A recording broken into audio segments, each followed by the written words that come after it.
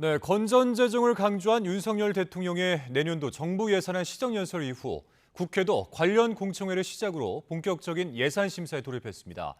하지만 민주당 이재명 대표가 조삼모사 예산이라며 철저한 심사를 예고하는 등 예산 전국 내내 진통이 적지 않을 전망입니다. 권남기 기자입니다. 민주당은 윤석열 대통령의 내년도 정부 예산안 시정연설을 두고 매우 실망스럽다고 평가했습니다. 앞서 윤 대통령과 짧은 대화를 나눴던 이재명 대표는 민생은 없이 재정에 대한 집착만 강해졌다며 조삼모사다 국민이 원숭이냐고 비판했습니다.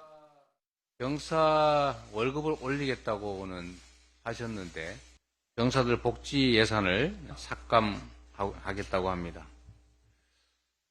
국민들을 원숭이로 여기는 것은 아닌지. 잘못된 예산은 바로 잡겠다는 경고도 이어졌는데 정부가 3조 4천억 원을 삭감한 R&D 예산과 지역사랑 상품권, 새만금 SOC 예산 등이 핵심 쟁점으로 꼽힙니다. 국민의힘은 민주당을 의식한 듯 부족한 부분을 경청하겠다며 R&D 예산도 필요에 따라 늘릴 여지를 내비쳤습니다.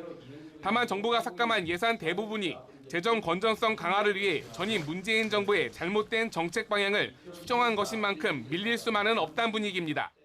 예산 결산특위 여당 간사인 국민의힘 송원석 의원은 YTN과 통화에서 R&D 예산은 집행 과정의 문제 등 구조 조정이 필요하다며 원상복구는 안 된다고 일축했습니다. 민주당이 지난 정부에서 나라를 빚더미에 올려놓고도 더 빚을 내자는 것은 제1야당으로서 무책임한 주장입니다. 여야 신경전 속에 예산 전국이 시작된 국회 곳곳에선 공방이 이어졌습니다. 국회 예산심사의 첫 단추인 예결위 공청회에선 R&D 예산을 둘러싼 여야 질의가 계속됐고 연구 현장을 계속 지켜야 할 것이냐에 대한 회의감까지 매우 크게 확산이 되고 있는 상황입니다. 불효불급한 예산을 줄여서 사회적 약자나 꼭 필요한 곳에 써야 된다고 생각합니다. 행안위에선 정부가 전액 삭감한 지역사랑 상품권 예산을 두고 논쟁이 벌어졌습니다. 유명무실하게 만들려고 하는지 좀 이해가 안 돼요. 이게 이재명 대표가 만든 제도라서 이런 건가요? 오히려 지역화폐 제도를 사용하지 않는 그 옆 지자체는 오히려 손해를 보는.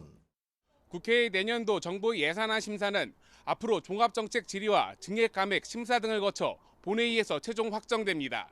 예산안 처리에 법정 시한인 다음 달 2일까지 여야가 협의를 이뤄낼 수 있을지 주목됩니다. YTN 권남기입니다.